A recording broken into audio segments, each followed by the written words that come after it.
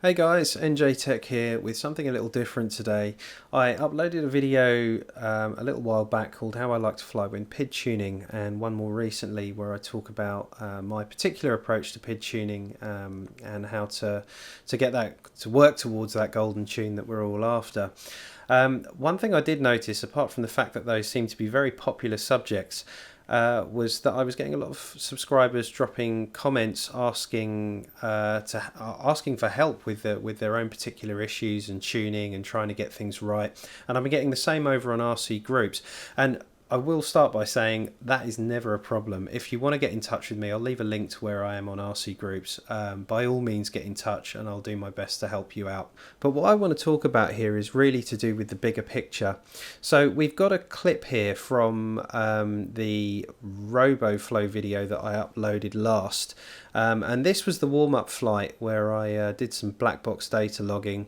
I always like to do a bit of black box data logging at some point during every session, just so I can have a little look at the tune, what was going on with the sticks, what was going on with the quad.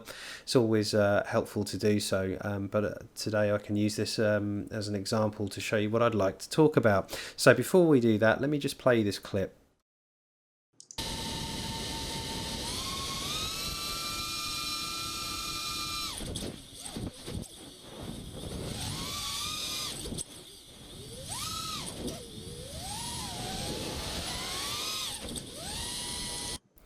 So the question is, what was the interesting part to you there?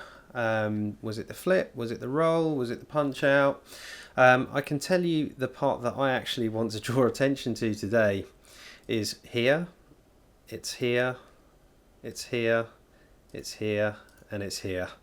And what I'm actually trying to show you is what I didn't do.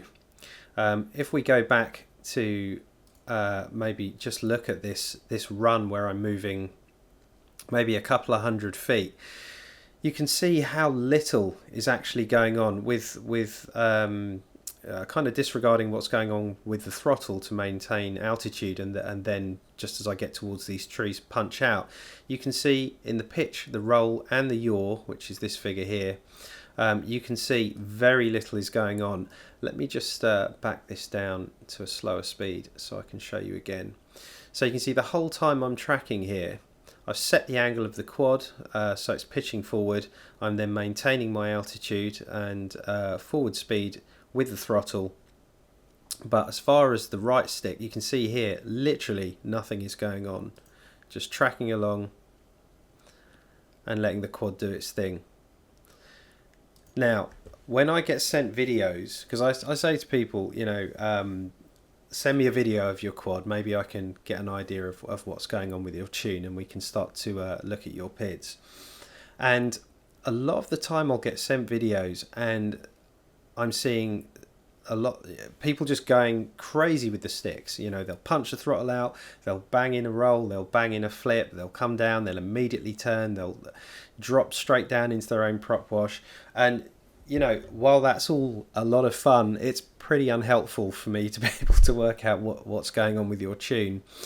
And I think that the big problem is, I mean, this is especially with things like tuning iTerm, because if someone had just sent me a clip of them doing almost nothing like this, I can tell immediately if they're doing nothing on the sticks that, you know, wow, the iTerm's great, the iTerm's locked. The whole time that quad has been moving forward, the quad has been maintaining track. It hasn't started to drift off in any one direction. The quad hasn't pitched up. The quad hasn't pitched down. We're getting a really good feel that the iTerm is locked in. If you just bang the sticks around, it's not going to help.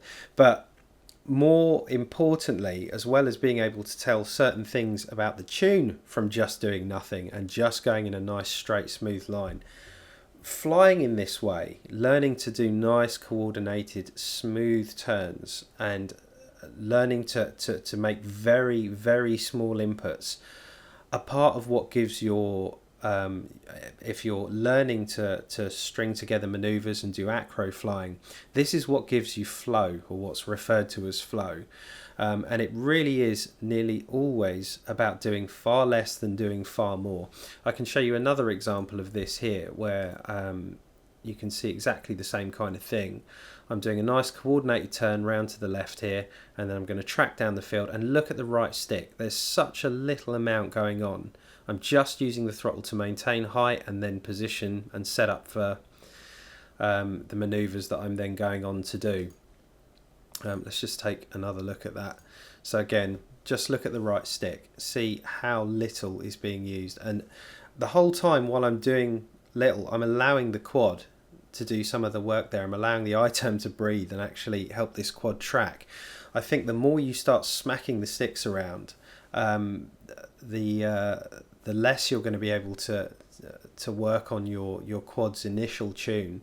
I mean, later in that tuning phase, when you then want to start looking at tuning your D term and doing those looking at those hard stops from hard flips and maneuvers, then that's when you can start really hitting the sticks. But as I said, with me, there was a real conscious decision to do that, to try and be as smooth on the sticks as possible. I would go out and I'd say, right, for this battery, I'm just going to work on tracking in a straight flight, doing a level coordinated turn, coming back on myself, tracking in a straight line again. And all those things are the parts between all the ballistic and crazy maneuvers that and the sky's the limit, pardon the term, for you to invent as many crazy maneuvers as you want. But what your brain often sees is the crazy maneuvers, and you just gravitate towards it without really thinking in any real depth about how you set up for the maneuver. And I'll move over just to one other point in the video here, and I think this maneuver is actually in the cut of the video of RoboFlow. But you can see here, so in this instance, let me play this back at full speed first.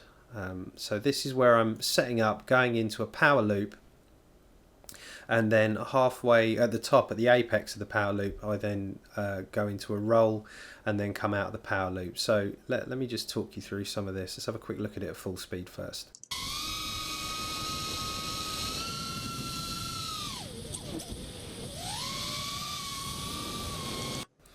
So there was another example. Let's slow it down again. I'll take it back down to 45% and go back to near the beginning of the setup for this.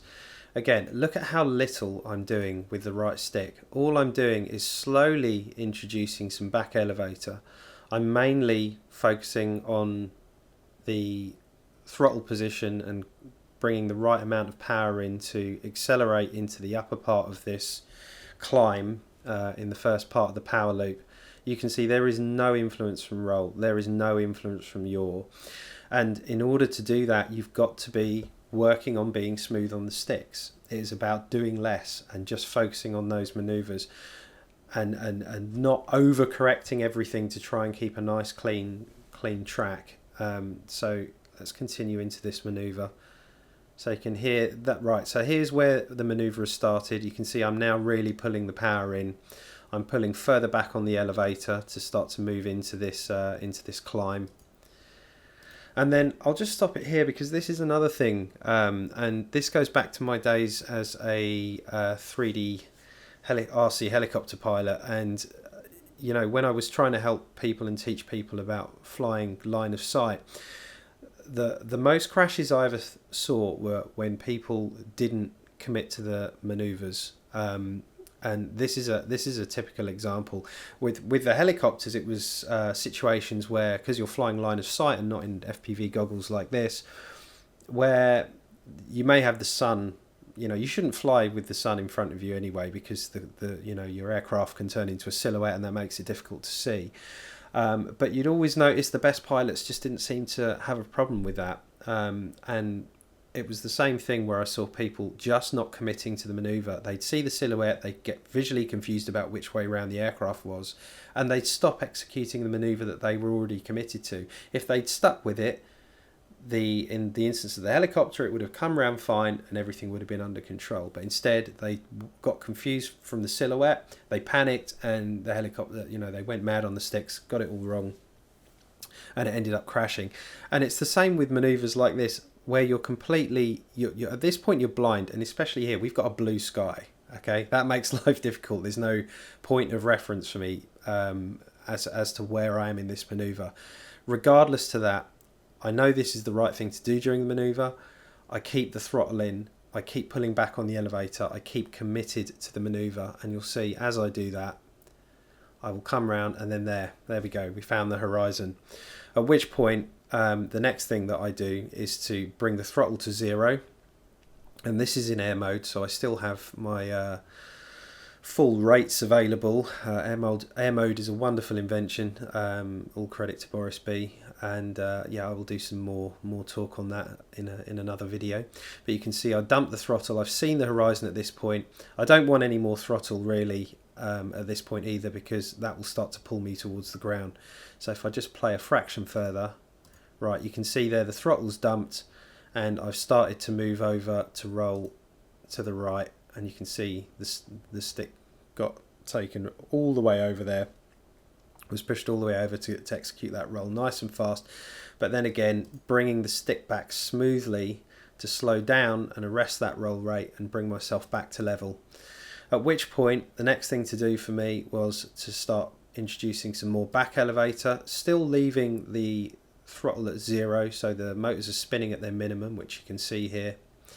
And then at this point, you can see I've now started to reintroduce on this kind of downward portion of the loop, where I'm heading back towards the ground. I've started to recover the throttle. I've still got, you know, a reasonable but not excessive amount of back elevator. And the reason I'm introducing the throttle here as I'm starting to head towards the ground is I want to exit this with a little bit of forward speed. If I didn't reintroduce the throttle as I'm facing the ground, the quad would literally continue the backflip, but there would be no momentum for me to carry on in the direction in which I started. So let's go a little further, and you can see here the last part I just raised the throttle a little further, and that's just to stop the inertia of the quad falling and the combination of gravity from pulling me straight into the ground. So that's why there's a little more throttle added still, and then the whole time, yeah, just still pulling back on the elevator to bring the quad to level forward flight. So yeah, I'll just back that up one more time and give you that full at let's speed it back up to 100 so you can see all that put together, and keep an eye on the right sticks during the maneuver.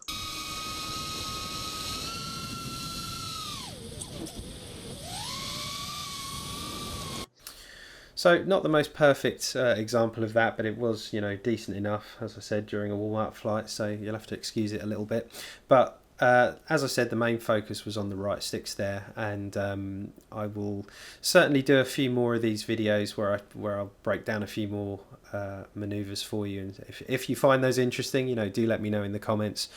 But as I said, the main thing, really make that decision in your head that you're going to work on flying in a more smooth way.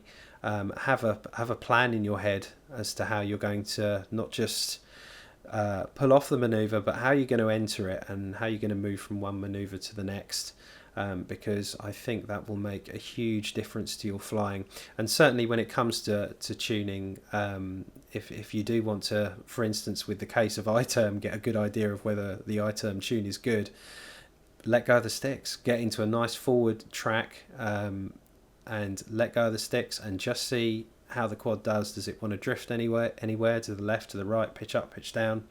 That'll give you a far better idea and assist you in getting your quad dialed in to that point of a golden tune, which we will strive to be towards, and I very much hope will help you do the same. So sorry this went on a bit long, but I hope that's helped, and I will see you in the next one.